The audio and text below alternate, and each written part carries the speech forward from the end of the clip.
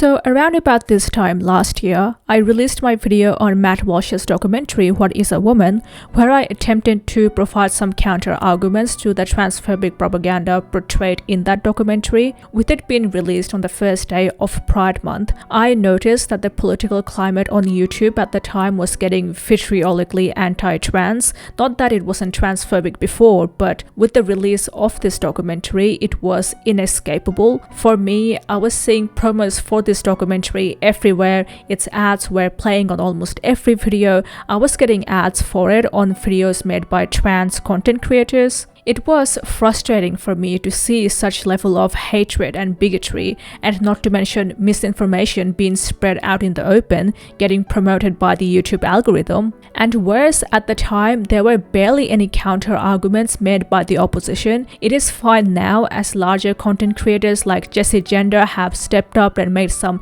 excellent videos dissecting this documentary. This is the video that sort of blew up my channel quite a bit, thanks to the shout out given by Mildred from Thought Slime. Most of you found me through that video, so welcome, happy to have you all here. But with all of that being said, unfortunately that video still remains to be one of my most hated.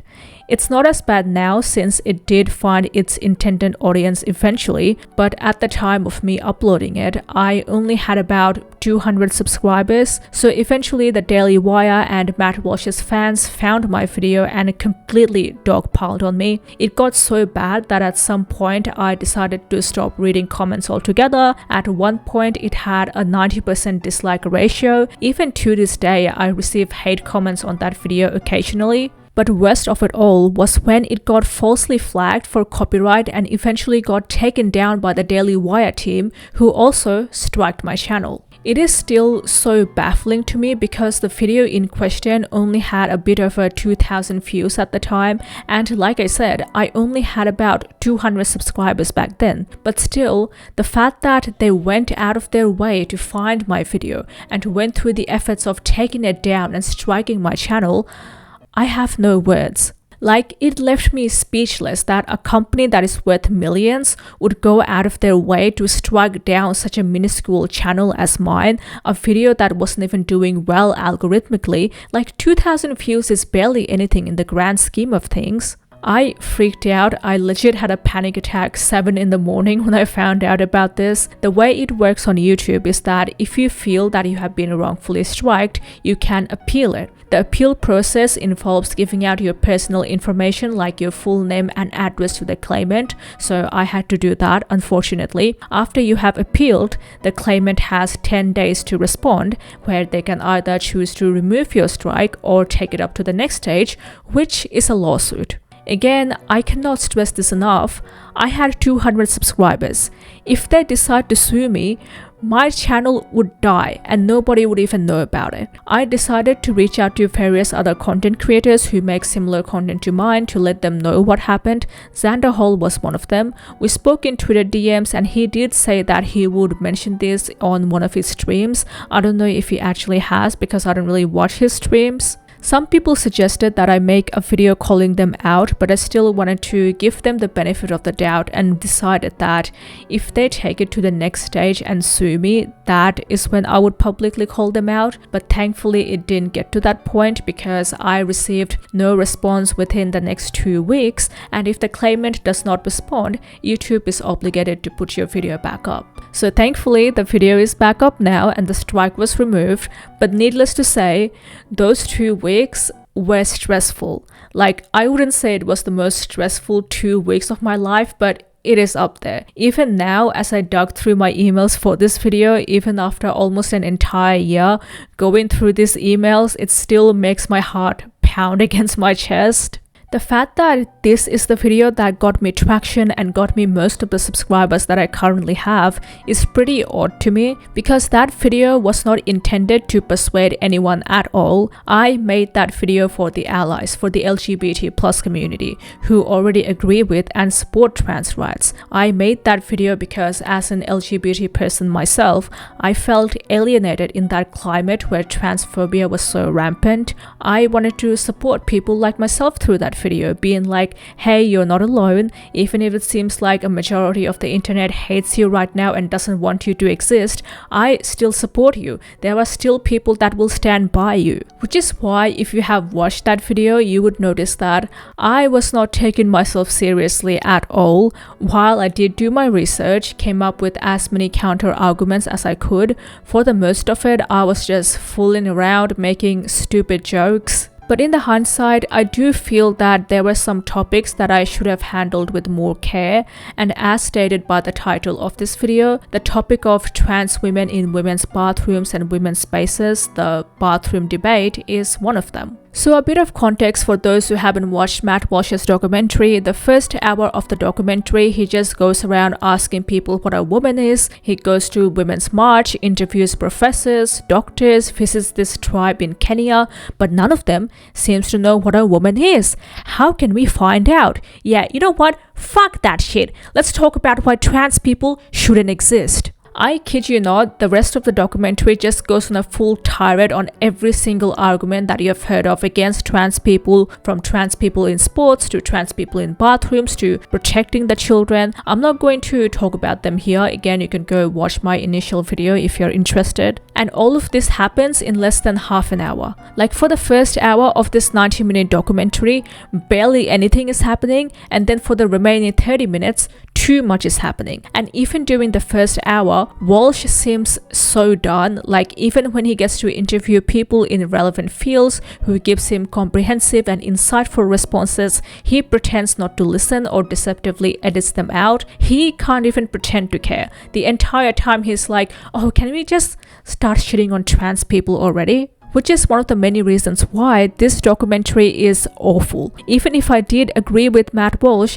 I still would not be able to sit through this. The pacing is horrendous, it follows way too many storylines at once, it goes in and out of various topics with no segues. So when it came to the topic of trans women in bathrooms, at that point, I was so done. It was over-dramatized. They tried so hard to make it seem like such a horrible thing with over-the-top music and editing that it ended up having the opposite effect on me, and I just could not take it seriously at all. But I found this comment. Yes, I did end up reading some of the comments eventually, and although I still don't agree with it, I would have to say that, yeah, that joke was in poor taste. So I apologize. Let's do that again, shall we? So the trans people in bathroom segment of the documentary focuses on mainly two incidents, the one at the Loudoun County School Board and Wii Spa. It's important to note that those two incidents are the only ones that are brought up. There is no other research, studies, or statistics mentioned. The documentary's coverage of the Wii Spa incident starts off by showing an Instagram video made by a woman confronting the staff at the spa. I just want to be clear with you. It's okay for a man to go into the women's section, show his penis around the other women, young little girls underage. Your spa, Wii Spa, condone that. Is that what you're saying? Like I asked. It's so he can stay there. He could stay there. What sexual orientation? I see a dick. But what Matt Walsh leaves out is the fact that the spa in question, Wii Spa, is an LGBTQ-friendly spa where trans women have every right to be in. And I don't know how many of you have actually been to a spa, but partial to full nudity is fairly common in spas. Especially in the case of Wii Spa, which is a Korean spa, a little bit of public nudity is pretty normal. Not to mention, this trans woman in question wasn't even in the public areas of the spa during the time of this incident. She was in the change rooms, changing clothes. See, this is why I can't take these people seriously. You're telling me that this woman peeked into another woman's private parts while she was changing and then went up to the staff at the spa and started harassing them, and somehow she is not the problem, the trans woman is? Yeah, because how dare she goes to a spa where it's perfectly normal to be partially or even fully nude and change clothes in the changing room. Now, allegedly, the trans woman in question has been convicted for indecent exposure and has had a record in the sex offenders registry, and the documentary makes sure to highlight that. Police identified the person involved as 52-year-old Darren Morager of Riverside County. Morager, who has been a registered sex offender since 2006, now faces 5 felony counts of indecent exposure. Obviously, that is wrong, and I don't condone that regardless of what you identify as. But what is also wrong is the fact that Matt Walsh takes this one incident of a trans woman who was allegedly a sexual predator and applies it to the entirety of the trans community. The segment of the documentary where he interviews Congressman Mark Takano, who is a supporter of the Equality Act that aims to amend the Civil Rights Act to include sexual orientation and gender identity, literally the first thing that he brings up is the topic of naked penises in the bathroom. Because, trans women, when they use public bathrooms, they always get completely naked and show everyone their penises. That's something that totally happens. Let's get into more specific policy issues. There are some women who say, and I've talked to a few who say this, they say, hey, I'd like some privacy in the bathroom. I'd prefer not to encounter naked penises, frankly. They say even that the penis is a telltale sign that someone is a male. I mean, there are people who've kind of really bought into the rumor that only men have penises. How do we account for that? How do you respond to that? And when Takano understandably gets uncomfortable and calls the interview short, Walsh throws a tantrum and paints him to be the bad guy. Well, wait a minute. Bathrooms are, where you want to take this conversation instead of the basic right to just life is something that I'm kind of mystified that you're kind of not focusing on first, that we're going straight to the controversy over bathrooms. So, you know what? I think this interview is over. Yeah, I think this interview is over. I just had one last question. The interview's over. We want to know what is a woman? Please turn off the cameras. Excuse me. So we're going to end the interview. If you guys could please pack up and return the office exactly. I just wanted to know. Okay. I came all this way to know what. Thank you. They're fair. I just wanted to know what is a woman. And you're not going to find out. The next incident that the documentary focuses on is the one involving Loudoun County School Board. This is the one that the documentary dedicates a lot of its screen time to, probably because it happened at a school, which helps them segue that into protecting the children argument. Here is Matt Walsh on the Dr. Phil Show explaining what happened. Loudoun County is a famous case that the Daily Wire we helped uncover. There was a gender non-conforming boy in a dress who went into a girl's restroom and violently raped a young girl. After that happened, that's when the school district decided, oh, you know what? Now we're going to open up the restrooms and invite the boys in with the girls. Even when I first heard of this case, I had my doubts, because if you're arguing against the trans-inclusive policies of sharing bathrooms with trans people, on how allowing trans women to share bathrooms with cis women leads to those trans women assaulting cis women, this incident, this assault, happened way before those policies were even put in place. It would have better supported your argument if the assault happened after the policies were approved. Then you could say, look what happened as a result of these trans-inclusive policies. But that wasn't the case. As Matt Walsh literally says in this clip, it happened before. Therefore, the case in question may not even have anything to do with trans people. And turns out I was right. In an interview with the boy's mother published by Washington Blade, the mother confirms that he was not transgender. He was a cis boy who identified as heterosexual. He just occasionally liked wearing skirts and presented himself as feminine, as the mother further goes on to state that all of this is doing an extreme disservice to those students who actually identify as transgender. The girl that he assaulted, it wasn't just some random girl, as Matt Walsh implied on the Dr. Phil Show. Rather, they've been seeing each other for quite some time and have had consensual sexual encounters on 2 occasions in the girl's bathroom. But on May 28, 2021, when the two arranged to meet again in the girl's bathroom, that is when he assaulted her. But what I think is the most important detail of this story that is being conveniently left out by Matt Walsh and other conservatives is that the day in which the assault happened, which was 28th of May 2021, the trans-inclusive policies, more specifically Section C of Policy 8040 of the Loudoun County School Board that allows students to use facilities that match their gender identity, was not even put in place.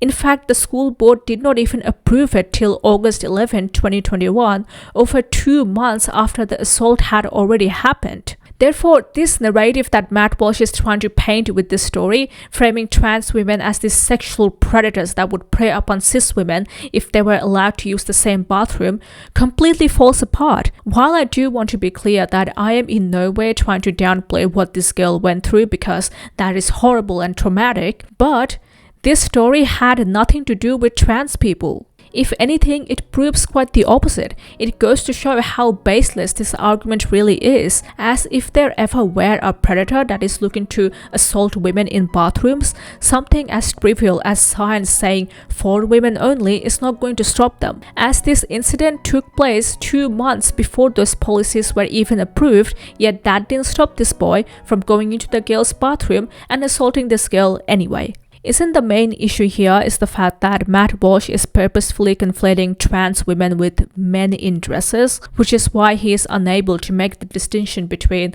a teenage boy randomly wearing a skirt and going into the girl's bathroom to assault somebody versus trans women that just want to use the bathroom and do their business, because trans women are not men in dresses. They are women and they have the right to use women's bathrooms and women's spaces just like any other women.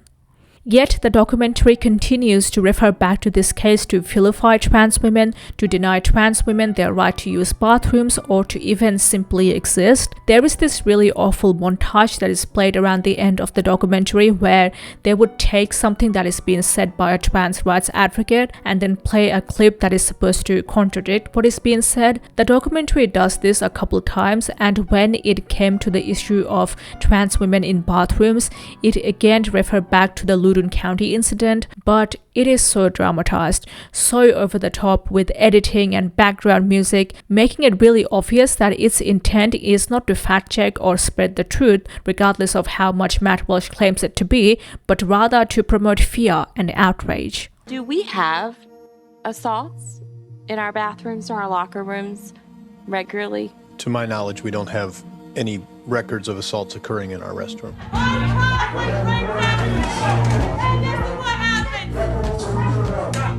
This man is Scott Smith, who is the father of the girl who was assaulted. After he started a fight at a school board meeting, getting into an argument with a woman, being loud, clenching his fist, leaning toward and swearing at her, the deputies dragged him to the ground, escorting him, where he continued struggling and arguing with them, threatening to kick their teeth out. He was then arrested on June 22, 2021, and was found guilty on all charges, sentencing him 10 days in prison. But after this incident where his violent outburst went viral, Scott became a national hero for the conservatives and was hailed as this poster child for anti-school board protest, the anti-mask movement, anti-critical race theory, and the anti-trans parents movement in their crusade against the progressive school board policies. He was covered on the Daily Wire, he has appeared on Fox News. After playing that clip of Scott Smith, the documentary follows it up with this. The predator transgender student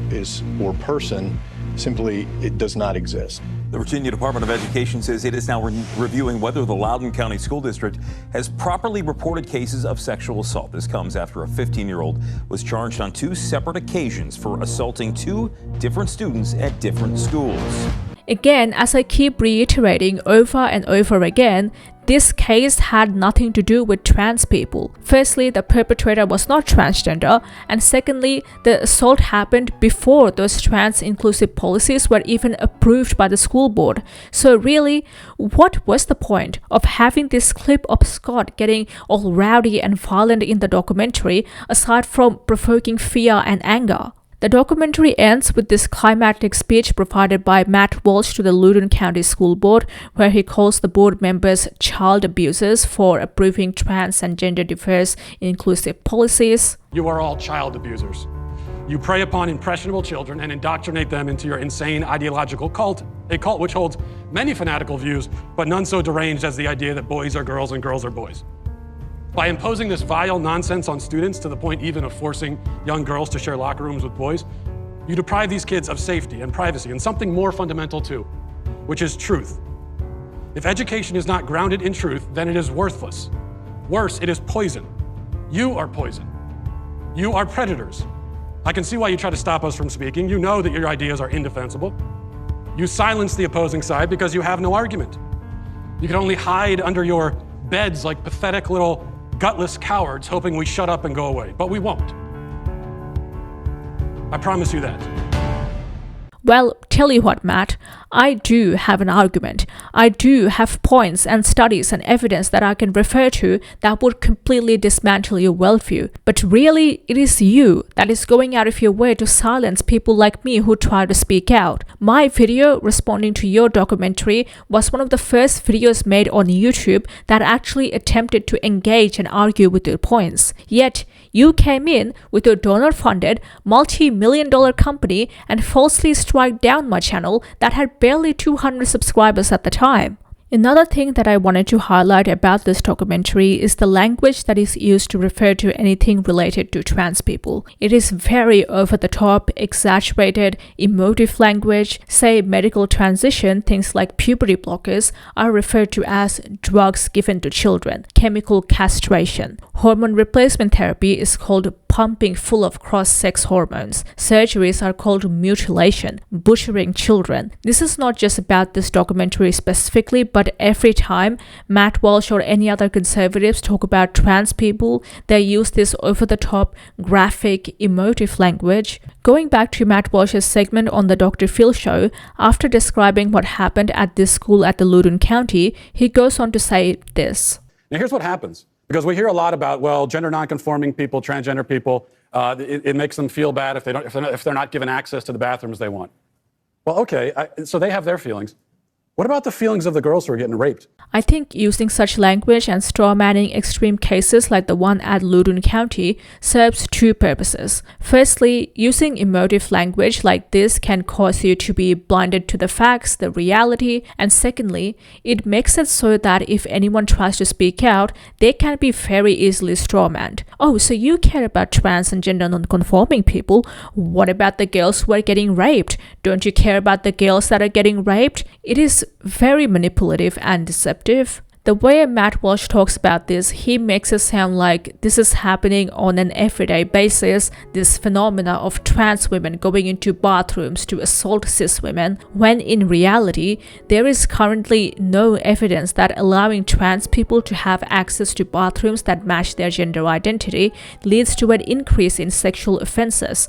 If anything, the opposite is true. It is trans and gender non-conforming people that are forced to avoid public bathrooms due to the very real fear of denial of use, verbal abuse, and physical and sexual assault. In a report published by the U.S. Transgender Service in 2015 that surveyed over 27,000 transgender people all across the U.S., they found that 1 in 8 trans people were verbally harassed, physically attacked, or sexually assaulted when accessing or using the bathroom. As a result, nearly 60% avoid using public bathrooms altogether. Nearly 1/3 limited the amount they ate or drank to avoid using bathrooms, and 8% reported having an UTI, kidney infection, or other health issues due to avoiding bathrooms. The stats are even worse for secondary school-aged transgender youth. According to this study, 26.5% of transgender boys were sexually assaulted in comparison to 18.5% of transgender girls.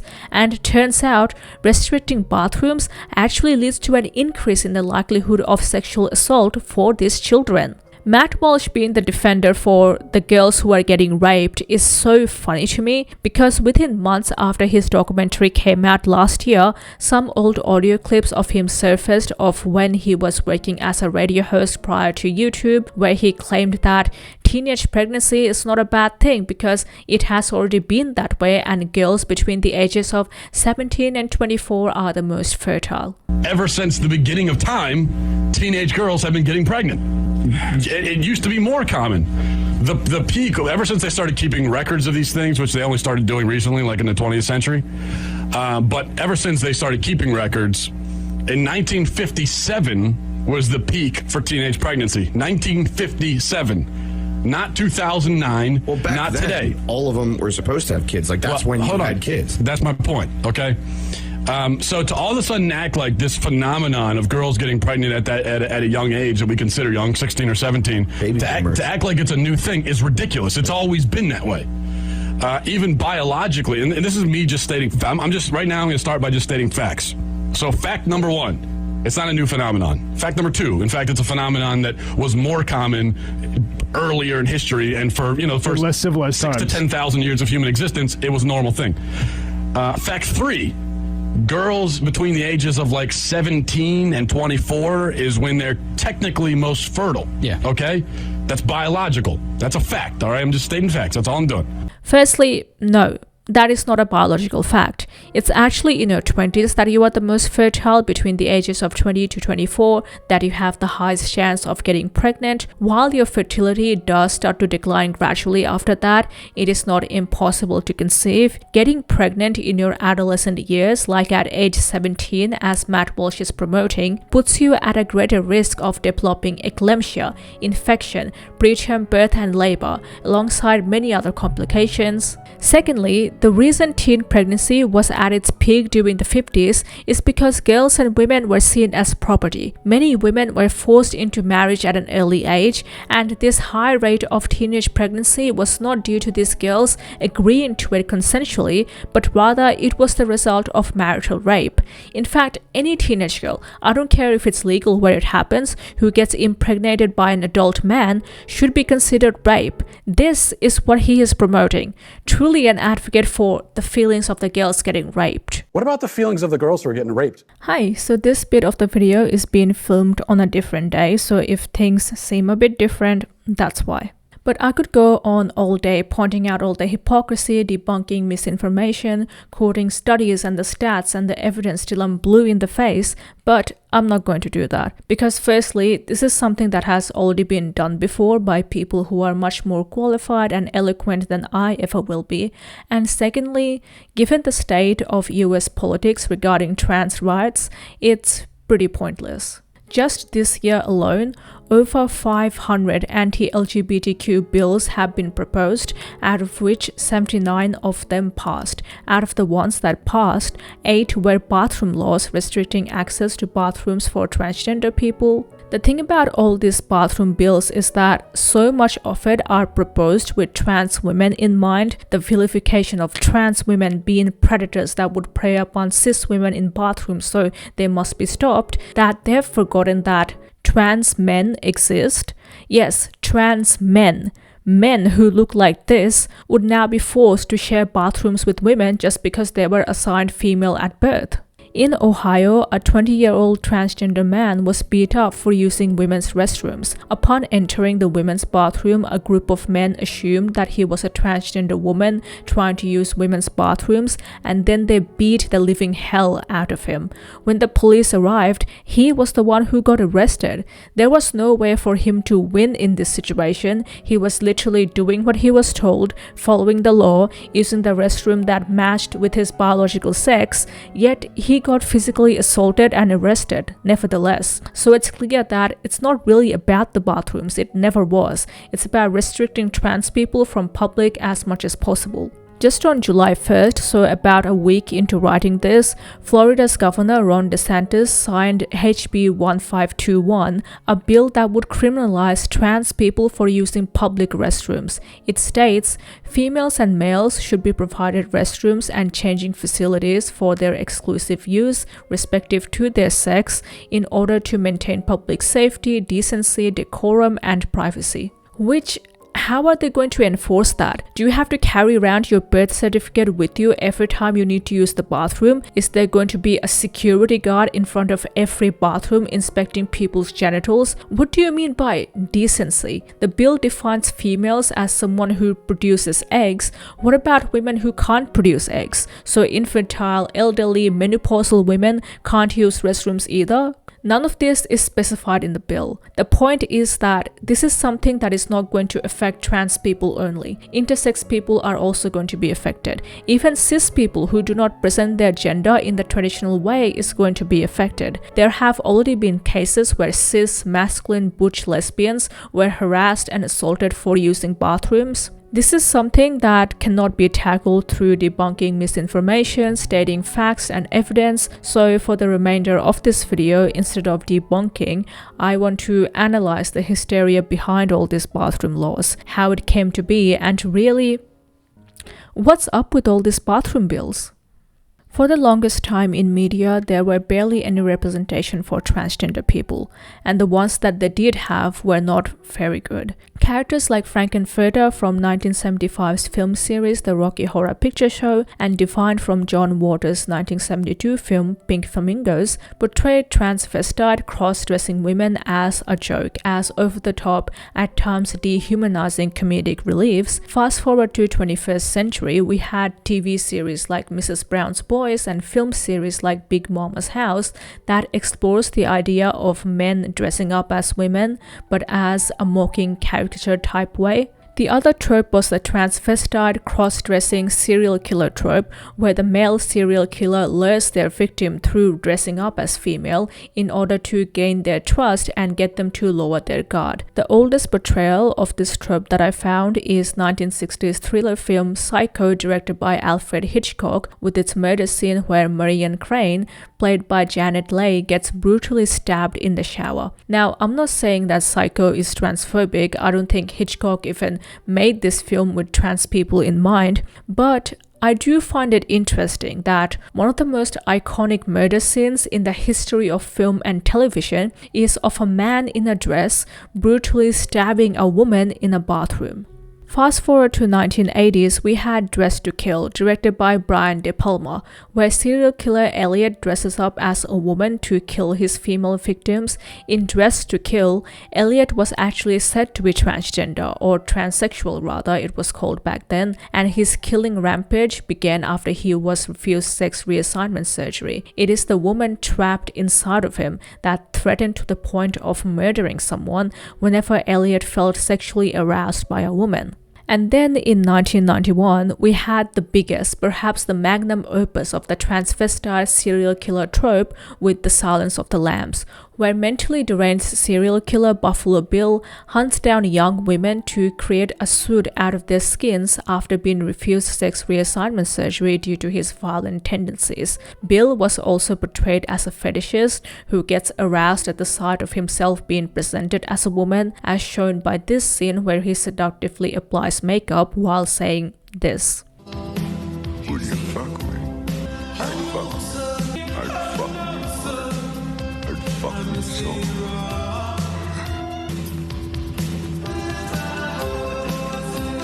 Now, I do want to make it clear that I don't hate these movies. The Silence of the Lambs especially I quite liked. I love a good detective thriller movie, but for decades the only representation that we had of trans people in media were these caricatures of men dressing up as women as a laughingstock, or the transvestite serial killer trope that dresses up as women to lure them. Even as early as 2020, J.K. Rowling herself came out with a book under her pen name Robert Galbraith titled Troubled Blood that followed serial killer Dennis Creed, who fetishizes women's clothing and dresses up as female for sexual pleasure. While over the years we have had good representation of trans people that aren't as dehumanizing, but having trans people represented as either caricatures mocking women or serial killers for decades prior can have a subconscious effect. Fast forward to today, when it comes to giving trans people rights to exist, but people are subconsciously remembering Dress to Kill when they hear trans people are just born in the wrong body. There's some men and women too who think they're born in the wrong body. They're called transsexuals, and all they want to do is have their sex changed. Or when it comes to signing bathroom laws, but people are subconsciously remembering that scene from Psycho, that is just really bad for trans people. And that is really what it comes down to. Even though there are studies after studies that show that trans women pose no threat to cis women in the women's bathrooms, this hysteria behind trans people using bathrooms is an emotional response that cannot be defied with logic. It is a subconscious fear planted into women's minds after decades of seeing men in dresses luring and hunting down women in the media. What conservatives like Matt Walsh do is tap into that subconscious fear that has been ingrained into women's minds and turn it into reality through constant conflating of trans women with men in dresses, transvestite, cross-dressers, drag queens, male fetishes, through cherry-picking and intentionally misrepresenting cases like Wii Spa and Loudoun County, or through just simply vocalizing it, saying it out loud. What you want to do is appropriate women. You want to appropriate womanhood and turn it into basically a costume that can be worn. And through exploiting this fear and hiding behind the excuse of protecting women, they are able to gain political advantage and deny trans people rights. I mean, in the UK Conservative Party conference held in 2021, conservative journalist Ed West literally says out loud that they're using women and the gender critical movement as human shields to roll back on progressive values. It's a sign of how bad things are, that some of the pushback against kind of this kind of madder trans agenda stuff, which, by the way, all teenagers are now getting brainwashed with, which is just happening, and I can see it happening now, was by using gender-critical feminists as basically a human shield, because there's no conservatives who will go out there and use the conservative argument against this. We have to use other progressives to fight it.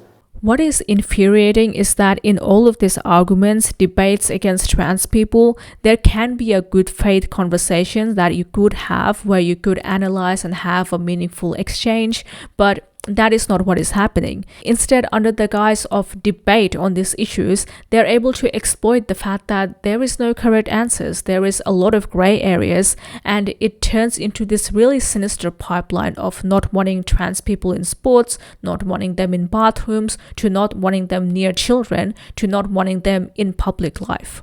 Transgenderism must be eradicated from public life entirely. And tell you what, they're not going to stop after trans people. Once they're able to have it their way and manage to get rid of every single trans person on earth, they're going to come after you next. But I want to end this video by checking in on my intended audience. Hopefully there is still some of you watching, because even though I spent a significant portion of this video debunking anti-trans narratives, my videos are not for the anti-trans crowd, even though they eventually do end up finding them and leave a dislike without even watching. At the end of the day, it really doesn't matter how eloquent I am, how researched my videos are. For some of them, it's never going to be enough to change their minds.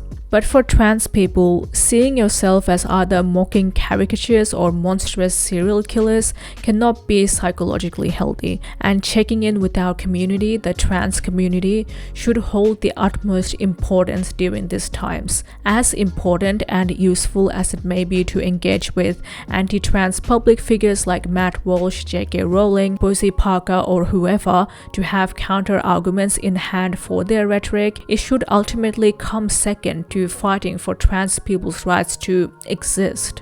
I honestly don't know how this video is going to go. I don't know if I'm going to get another strike, if I'm going to get sued, but whatever happens, if at least one of you come out of this video feeling validated and supported, it makes it all worth it for me.